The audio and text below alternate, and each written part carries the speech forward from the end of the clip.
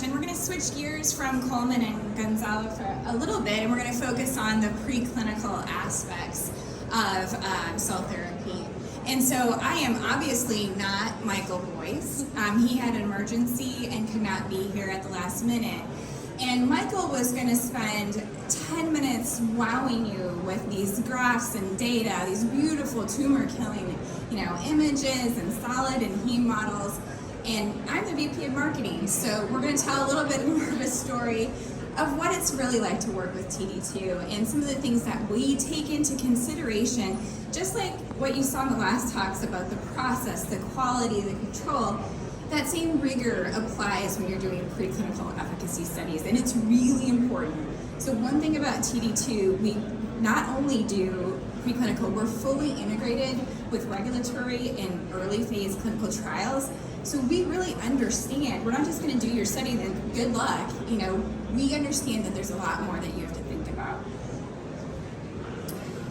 And the other reality is cell therapy is not a small molecule drug. It is way more challenging. There's so many more caveats and things in the process that goes into these development programs. And so it can be really tricky to navigate.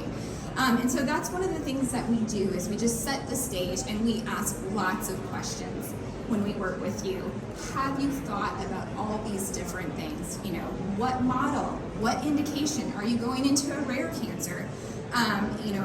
And then we hear it. There's so many people here talking about the cells, right? They're so important, the viability, the quality, and understanding those. So we ask lots of questions about that. And then other things to consider when you're doing efficacy. We are implanting tumors into mice, and you need those tumors to grow. So how long is it going to take to do that and do your treatment, and the risk of the graft versus host? Here's just a schematic. If there's people that are not familiar with the preclinical mouse modeling process, it's very, very straightforward. As my colleague likes to say, you just stick a needle in a mouse and voila. So a little more complicated than that, but we grow up tumor cells in the specific tumor line that you're interested. We do engraft them into mice. They grow up, and then we split the mice into study arms, usually with your cell therapy treatment and then a vehicle control. So the model probably decision is one of the more important ones, because this data is really going to drive then how you continue to do your preclinical studies and develop your program. So, do you want to go into solid tumor? Do you want to go into a leukemia model? And they have very different dose ranges if you're doing a heme model versus a solid tumor. And then the overall tumor burden, and then their growth rates. So some types of tumors grow really, really slow. Some grow really fast. And then, of course, where you're going to put that in a solid tumor, whether it's sub-Q or orthotopic, or are you going to go into a heme model and do IV dissemination? I'm not going to walk through these graphs, but one is the figure B is a solid tumor example, and figure C is a leukemia model. So talking about the cell viability, there are so many booths and companies that are talking about this, and it's absolutely critical to the success of all of these development programs.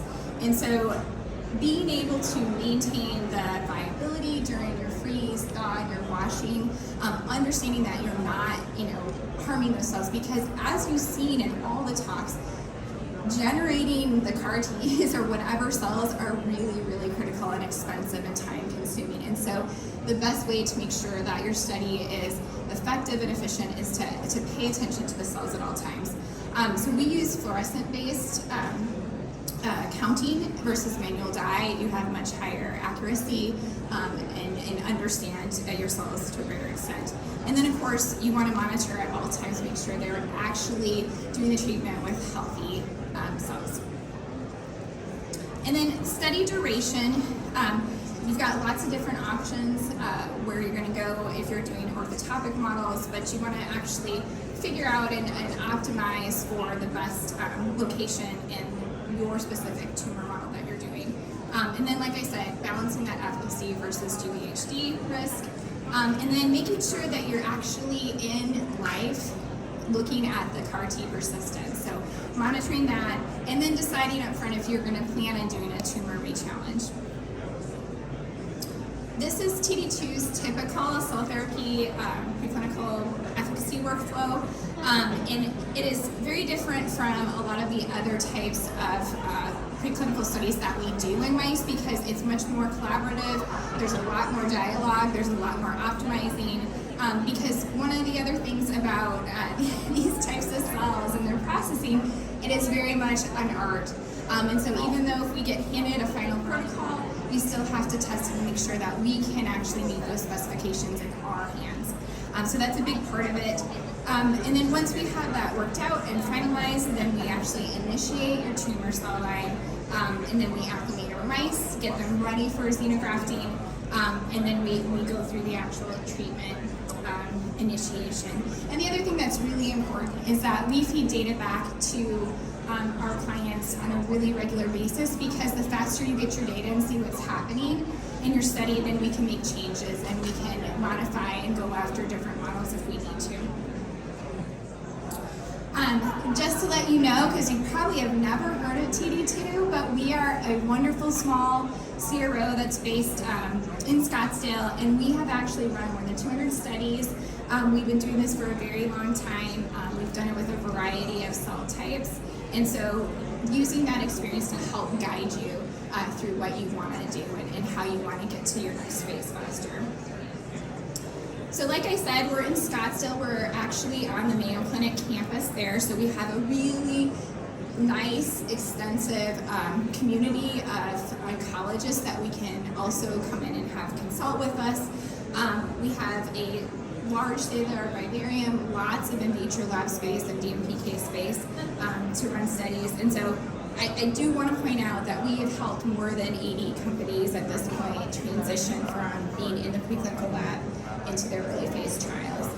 And the other statistic that I just wanted to point out is once people start working with us, they tend to stay because we really are flexible, we're scientifically driven.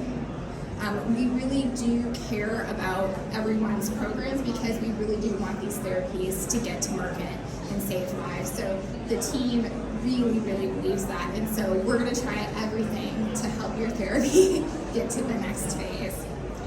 And again, come and talk to us, and any of the science questions, we will get those answered, but we're in booth C38.